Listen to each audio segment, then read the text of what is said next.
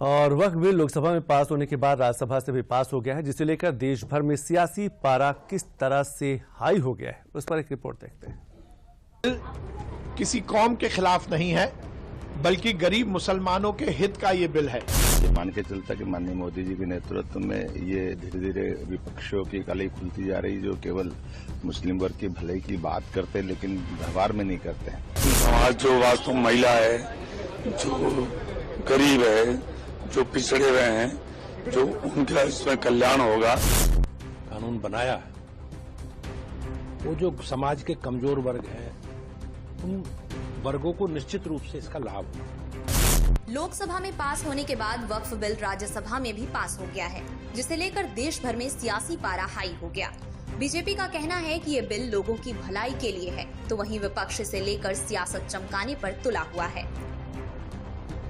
Sir, BJP के गले का हार बन गए आदरणीय नीतीश कुमार। आज बाबा साहब डॉक्टर भीमराव अंबेडकर के संविधान की हत्या की गई है, लोकतंत्र की हत्या की गई है और एक गैर संवैधानिक बिल संख्या बल के आधार पर पास किया गया है। हम इसे जनता की अदालत में ले जाएंगे, हम अदालत में ले जाएंगे और अगर सत्ता में आए तो उसे बदल देंगे। इसमें कोई गलत बात तो है नहीं। विपक्ष के तरह तरह के बयानों और सियासत को लेकर बीजेपी ने वक्फ पर सियासत न करने की अपील की और लोगों को होने वाले फायदे को गिनाते हुए विपक्ष पर जमकर निशाना भी साधा।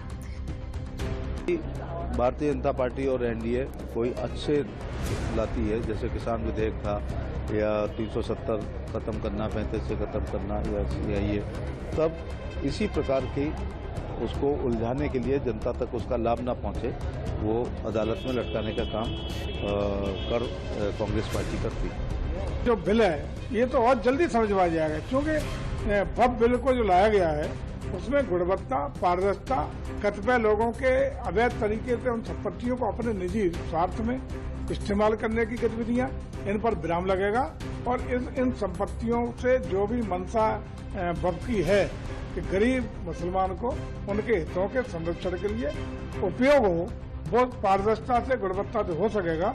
और मैं समझता हूँ फिलहाल इस बिल पर सियासत तेज हो गई है। लोकसभा और राज्यसभा से पास होने के बाद अब इस बिल को राष्ट्रपति की मंजूरी के लिए भेजा जाएगा और इसके बाद ये कानून बनकर लागू हो जाएगा। तब तक इस पर कितनी सियासत होगी, ये तो आने वाला वक्त ही बताएगा।